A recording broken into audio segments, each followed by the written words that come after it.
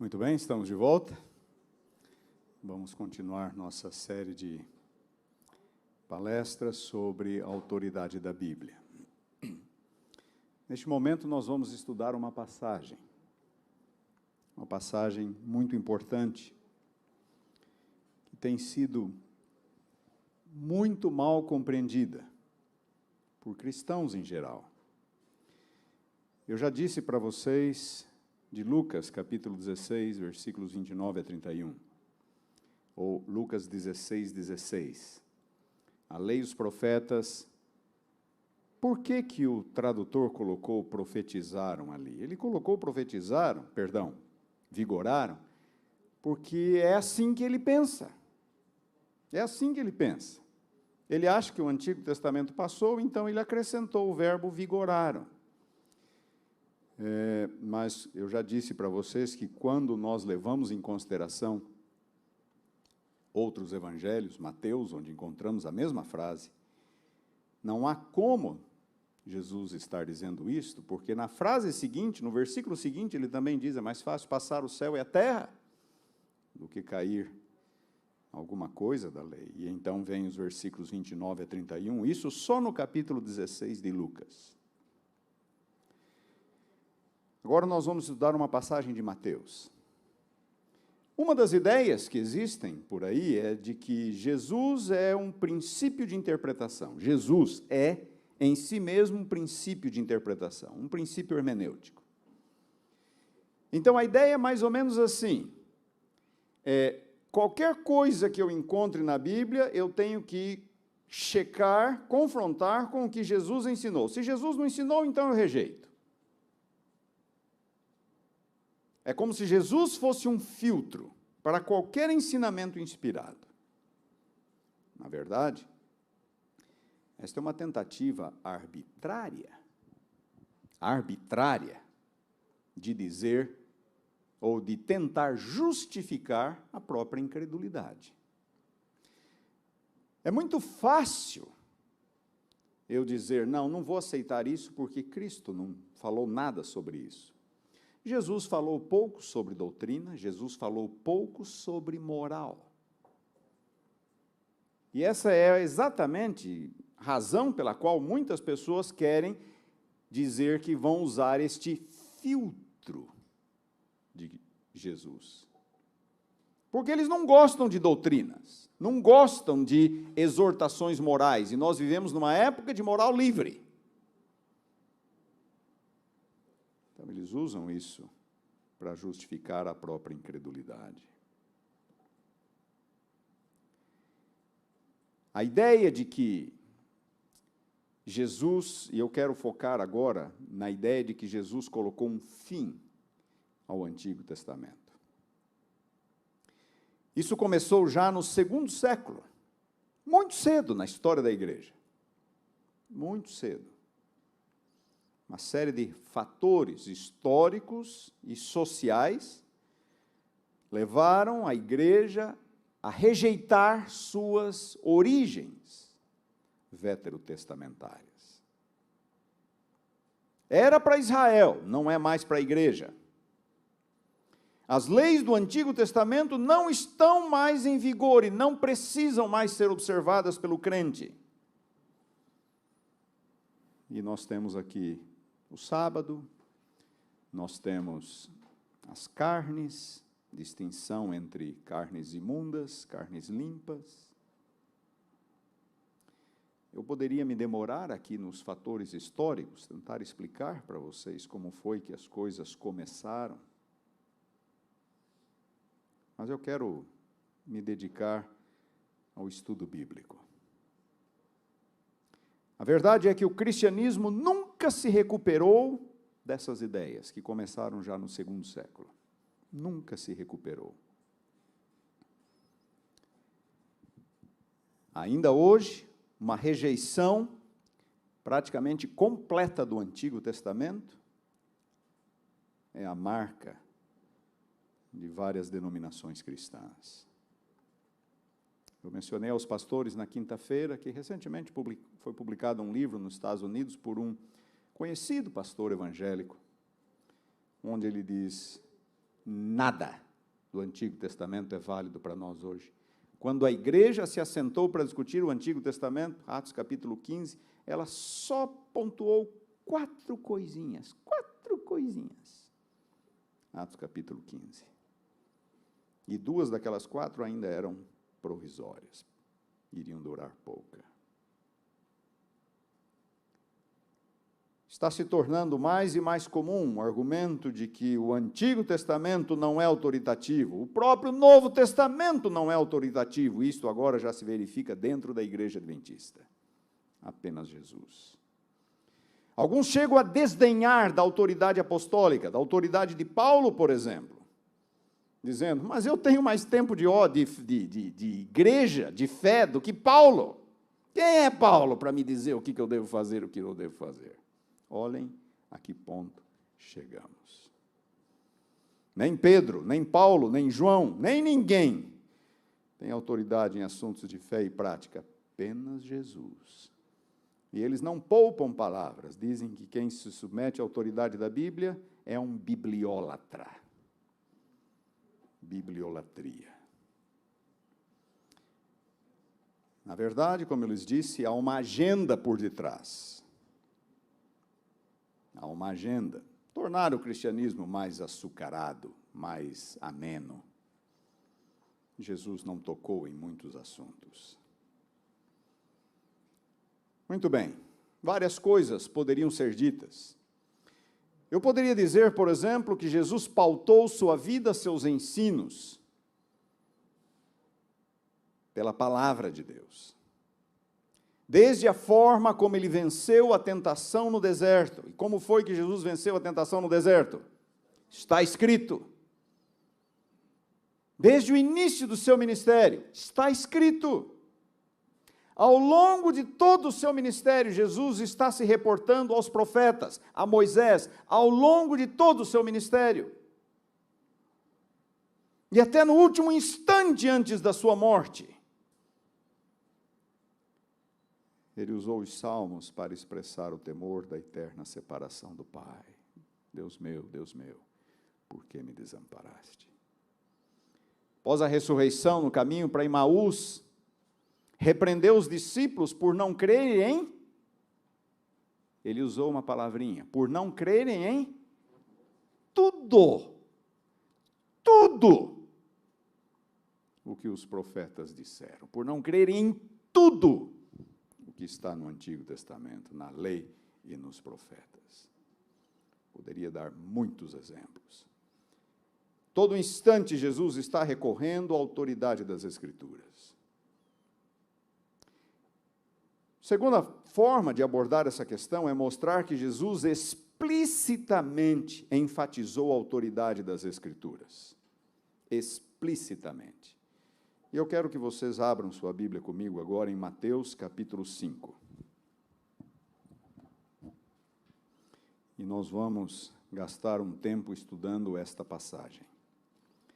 Mateus capítulo 5, versículos 17 a 20.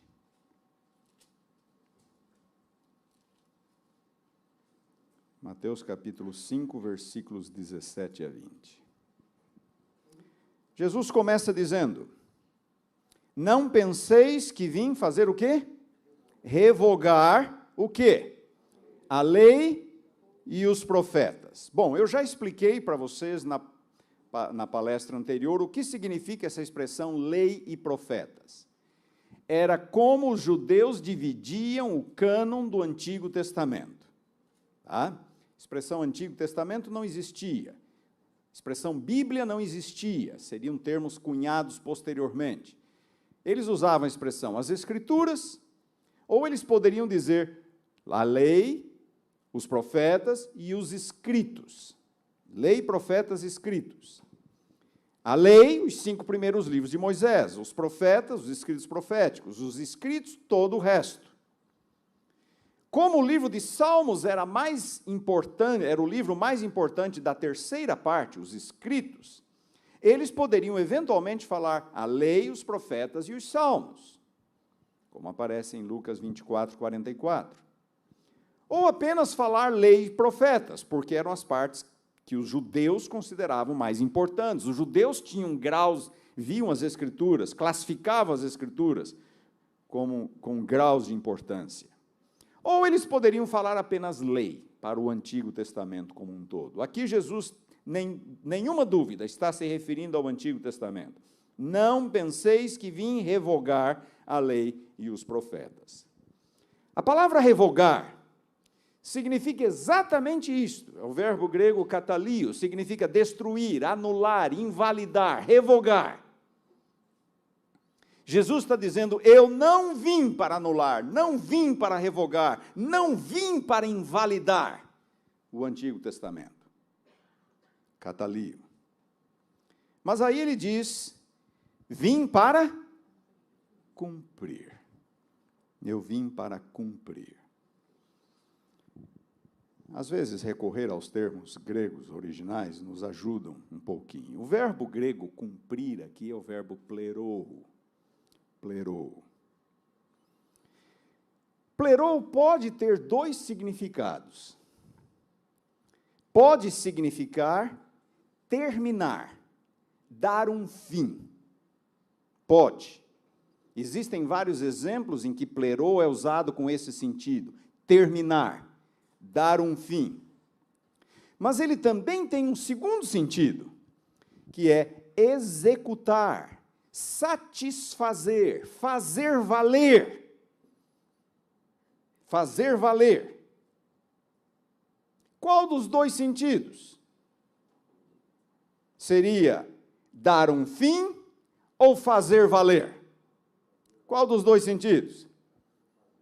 Fazer valer. Por quê? Porque eu quero que seja assim? Eu tenho que interpretar pela Bíblia.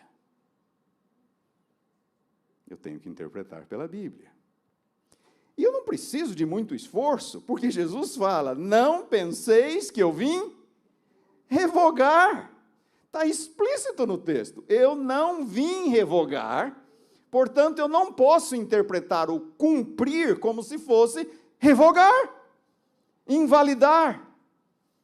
Jesus tem que estar dizendo outra coisa. O cumprir aqui tem que ser executar, satisfazer, fazer valer. Do contrário, o versículo se contradiz a si mesmo. Não penseis que vim revogar a lei e os profetas. Não vim para revogar, repete Jesus. Eu vim para fazer valer. Eu vim para satisfazer a lei e os profetas. Para executar aquilo que a lei e os profetas disseram. É muito importante que nós interpretemos o texto dentro de seu contexto. E aí Jesus diz no versículo 18, porque em verdade vos digo, até que o céu e a terra passem, nenhum i ou um tio jamais passará da lei até que tudo se cumpra. Está claro aqui de novo, ele não veio para revogar. Na verdade, enquanto durar o céu e a terra, diz Jesus, o que está lá, na lei e nos profetas, continuará valendo. Enquanto durar o céu e a terra, o que está lá, continuará valendo. Versículo 18. E aí, quando vamos para o 19, ele diz assim, aquele, pois, que violar um destes mandamentos, mesmo que os pequenos, se ele não veio para revogar, ele veio para fazer valer, se enquanto durar o céu e a terra, aquilo continuará valendo, aí ele diz, aquele que violar mesmo um dos menores e assim ensinar aos homens, será considerado mínimo no reino dos céus. Esta é uma expressão idiomática que significa não vai entrar no reino dos céus, tá? Essa é uma expressão idiomática, hebraica, que significa não vai entrar no reino dos céus. Expressões idiomáticas são expressões típicas de um povo, de uma região, de uma cultura. Nós temos nossas expressões idiomáticas, e quando vamos a outras regiões do Brasil, nos surpreendemos com as expressões idiomáticas que existem nesses lugares. Eu sou do Paraná, trabalhei em Santa Catarina, fui visitar o meu ancião uma vez, primeiro ancião, só estava o filho em casa, cadê o seu pai? Gilmar, meu pai foi fazer o rancho. E me levou um tempo para entender o que ele estava querendo dizer. Foi no mercado fazer a compra da semana. Foi fazer o rancho. Foi no mercado fazer a compra da semana ou do mês. Uma vez eu quase perdi minha noiva por causa de uma expressão idiomática. Eu estava num recesso em casa e ela liga para falar comigo. Na casa da minha mãe, ela liga para falar comigo. Ela era daqui de São Paulo. E minha mãe fala, ele subiu. Cadê ele? Ele subiu.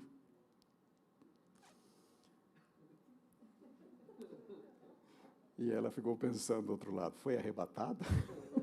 Fiquei sozinha? Está consertando o telhado? Ele subiu. Ali na minha cidade, talvez em outros lugares do norte do Paraná, subir é ir para o centro. E a cidade que eu moro é plana. Mas ir para o centro é subir. Onde você vai? Vou subir. Cadê fulano? Subiu. Foi para o centro. Cadê ele? Minha esposa, ele subiu. Minha noiva, né? Já estava pensando que deveria procurar outro já.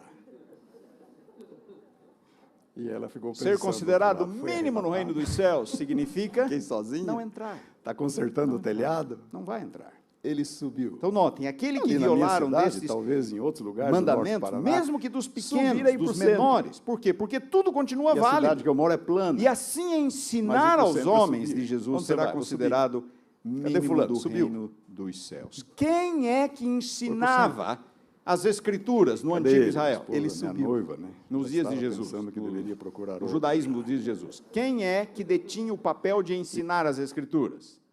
Os escribas. Eram os escribas. Os escribas eram os mestres em Israel. Quando vemos no Novo Testamento, a expressão escribas e fariseus sempre aparecem juntas. Escribas e fariseus, escribas e fariseus, escribas e fariseus.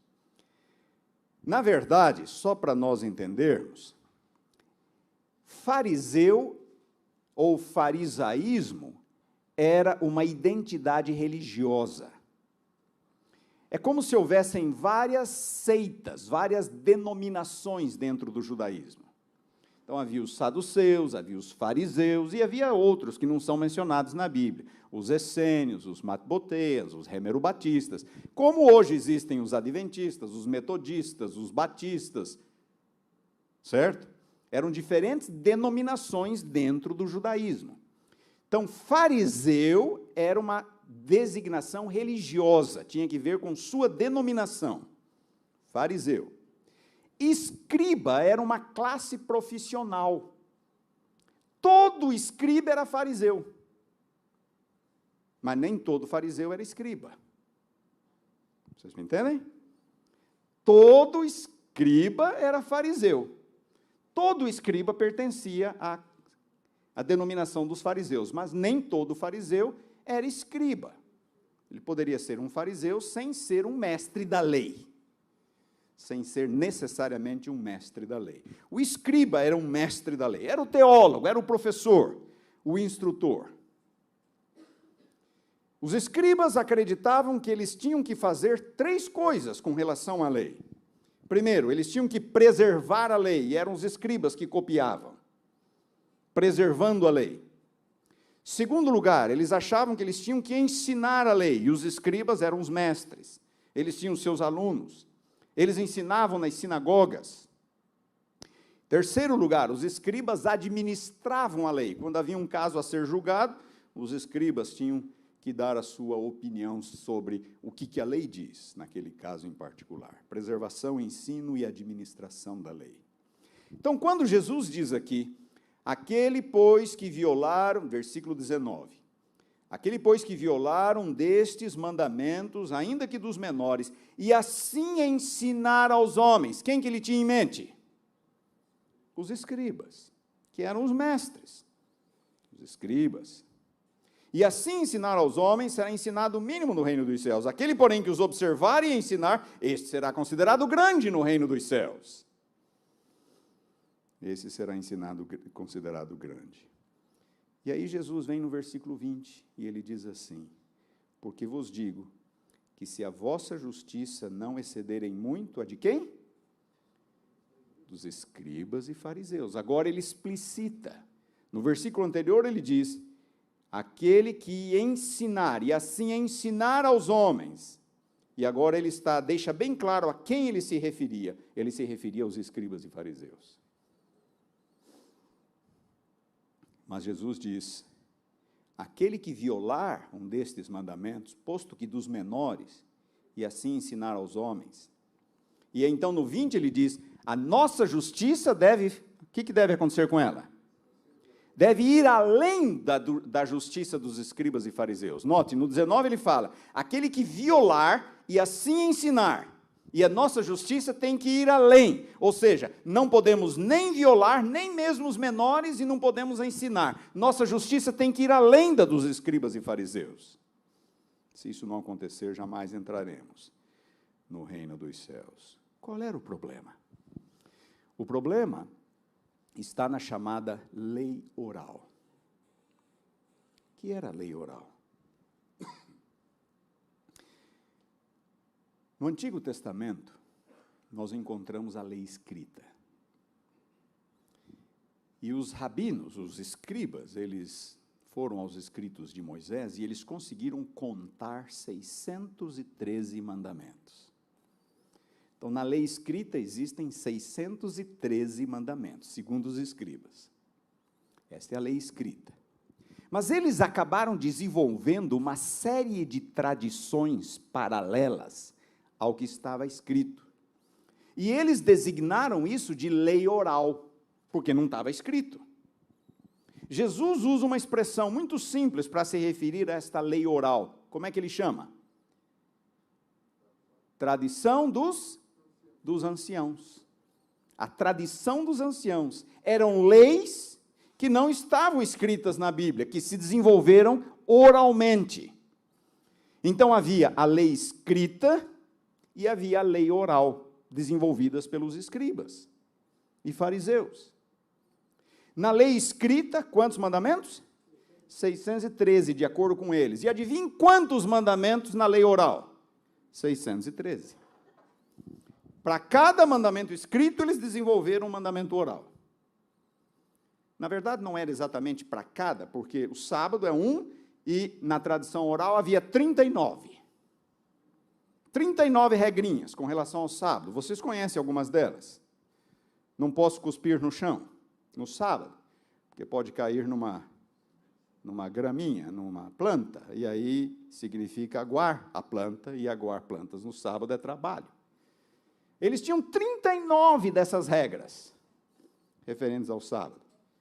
É a tradição dos anciãos, e Jesus bate forte nos escribas e fariseus por causa das suas tradições, muitas delas casuístas.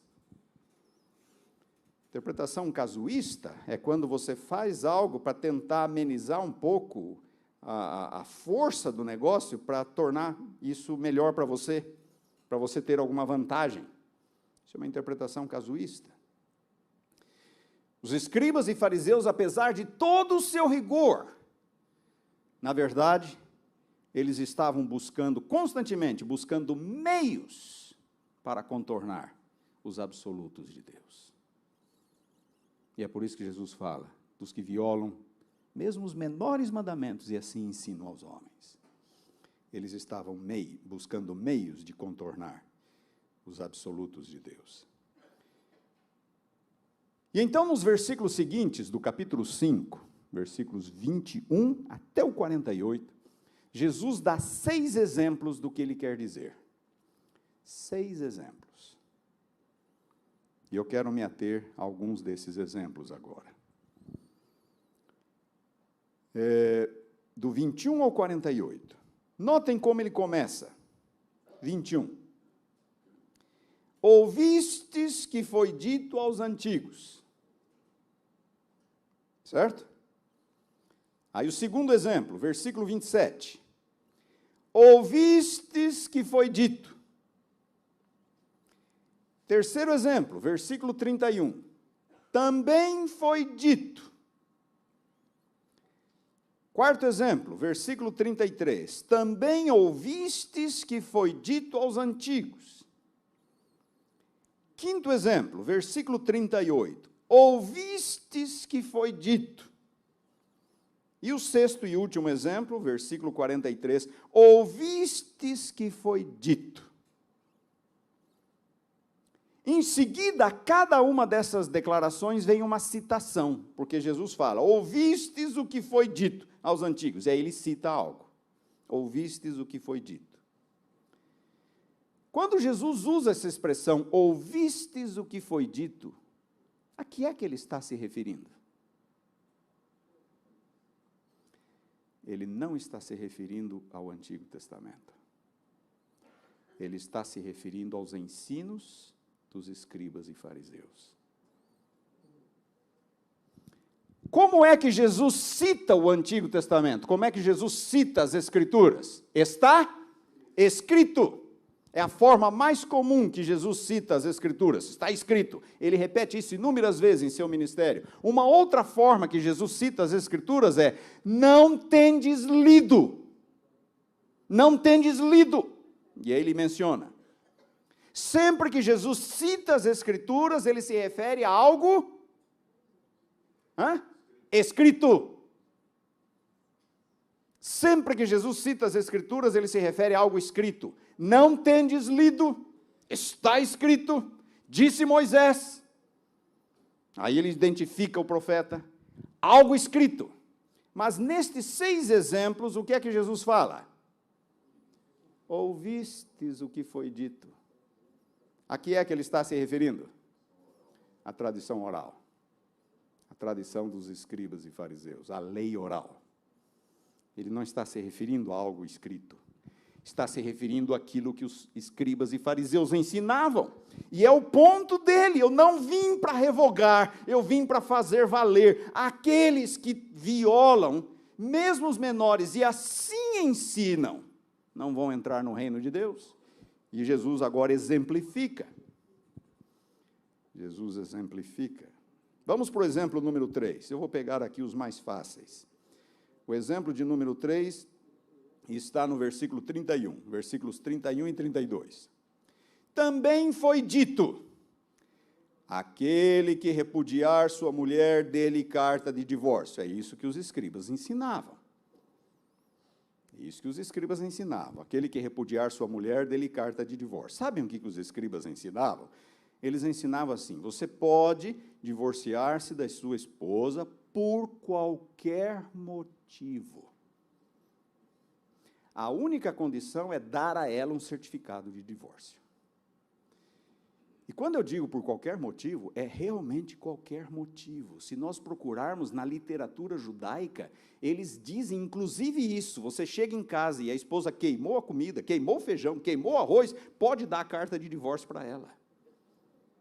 Qualquer motivo. Qualquer motivo. A única exigência era dar a carta de divórcio, dar o certificado de divórcio. Então, isso aqui é o que os escribas e fariseus ensinavam. Aquele que repudiar a sua mulher, dê-lhe carta de divórcio. Notem o que Jesus diz agora. Eu, porém, vos digo. Esse porém denota o quê? Denota o quê? Contraste. Jesus está indo pelo caminho oposto.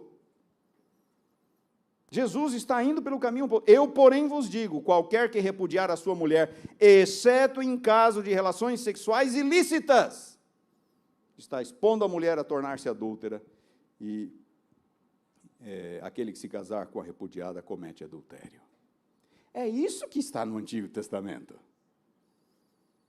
É isso que está no Antigo Testamento. Deuteronômio capítulo 24. Divórcio somente no caso de alguma prática imoral. Somente nesse contexto. Jesus vai repetir isso em Mateus capítulo 19. Mas não era o que os escribas e fariseus ensinavam. Quem está sendo mais rigoroso? Jesus ou os escribas? Jesus está sendo rigoroso. Ele está sendo fiel ao que diz Moisés. Jesus está sendo fiel. Os escribas e fariseus é que tentavam relativizar e facilitar as coisas. Para Jesus, o divórcio é uma concessão divina por causa do pecado, e unicamente em caso de relações sexuais ilícitas. Ouvistes o que foi dito. Jesus está aqui iniciando o seu ministério, é o sermão da montanha.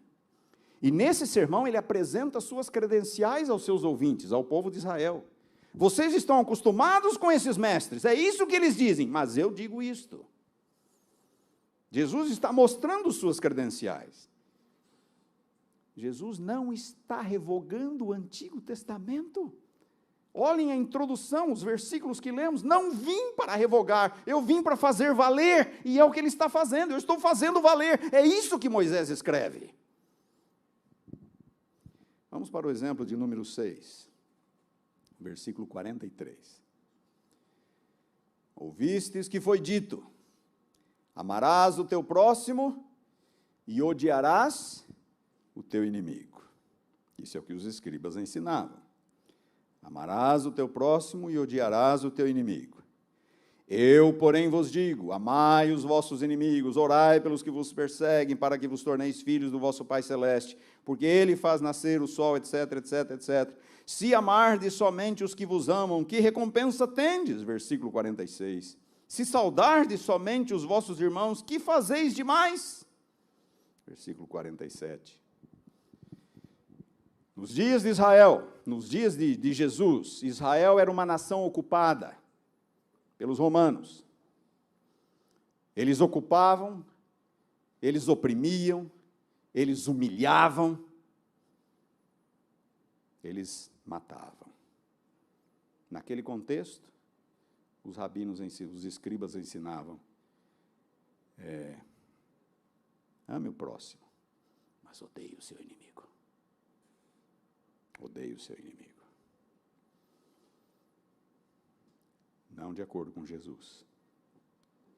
Quando vamos para o Antigo Testamento, Levítico capítulo 19, versículo 18, ali fala: amarás o teu próximo como a ti mesmo.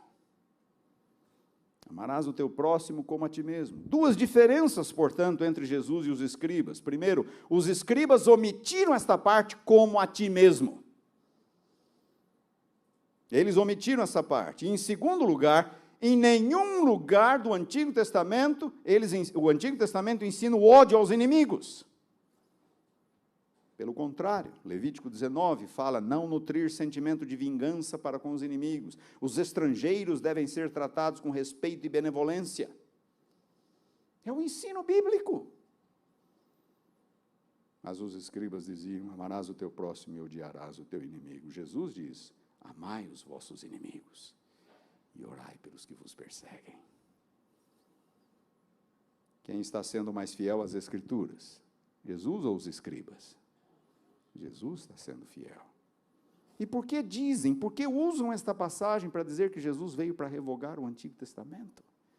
Se não é isso o que ele está ensinando. Algumas pessoas têm dificuldade, por exemplo, com o exemplo de número 5, que aparece no versículo 38. Ouvistes que foi dito: olho por olho, dente por dente. Eu, porém, vos digo: não resistais ao perverso, etc, etc, etc. Então, eles dizem assim, está aqui claramente, Jesus está anulando a chamada lei de talião. Conhecem essa expressão, lei de talião? Daqui veio a palavra retaliação. Retaliar, vingar-se. O Antigo Testamento ensina olho por olho, dente por dente. E aqui Jesus parece que está revogando essa lei. A lei de talião, olho por olho, dente por dente. É isso? Não, não é isso. O que a lei de talião significa lá no Antigo Testamento? Olho por olho, dente por dente.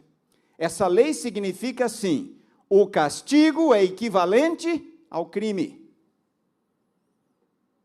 É só isso que a lei de talião significa. O castigo é equivalente ao crime. Se você furou o olho de alguém, você vai pagar com um olho. Se você quebrou o dente de alguém, você vai pagar com um dente. É isso que a lei de talião significa. O castigo é equivalente ao crime. Só isso. Mas quem aplica a pena? O castigo. Quem aplica? A corte de anciãos. É eles que vão julgar e eles que vão aplicar. Lá no Antigo Testamento, a lei de talião não é uma oportunidade para a retaliação, para a vingança. Ah, ele fez isso para mim, então eu vou fazer isso para ele. Não! Não é esse o espírito da lei de Talião. A lei de Talião é castigo é equivalente à pena. Mas quem aplica a pena? A corte de anciãos, que vai julgar o caso. Acontece que os escribas e fariseus estavam usando a lei de Talião para validar a vingança pessoal. Se lhe vazarem um olho, então vá, pode ir e vaza o olho do cara. Se lhe quebrarem um dente, vai e quebra o dente dele. Não é isso que a lei de Talião significa, que você está livre para se vingar na mesma proporção. Lei de Talião só significa que o castigo é equivalente à pena. Mas quem estabelece a pena? O conselho de anciãos. No contexto de um Israel perseguido, oprimido, humilhado, os escribas diziam, olho por olho, dente por dente. Mas Jesus fala, não é por aí. Não é por aí. Queridos, Jesus não veio para revogar o Antigo Testamento. Nada poderia ser mais claro nesta passagem do que este fato. Vocês concordam comigo? Não penseis que vim revogar a lei e os profetas. Não vim para revogar, eu vim para fazer valer. E aí ele dá exemplos do que ele quer dizer. Nós temos 6 exemplos. Quando parece que Jesus está citando o Antigo Testamento, na verdade ele está citando o uso que os escribas fazem do Antigo Testamento.